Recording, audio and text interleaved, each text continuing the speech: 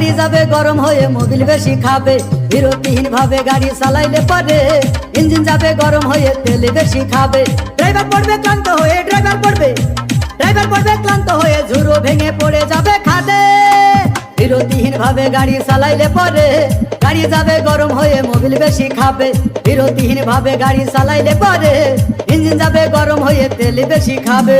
এই যে পরেশ চিঠিরাঙা পূর্বপাড়া।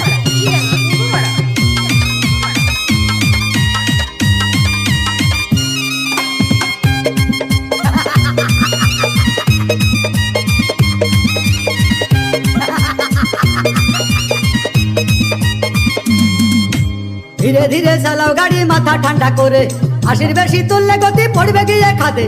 ধীরে ধীরে চালাও গাড়ি ইঞ্জিন ভালো রবে, 80 বেশি তুললে বেশি অ্যাক্সিডেন্ট হবে। 100 কিলো যাওয়ার পরে 100 কিলো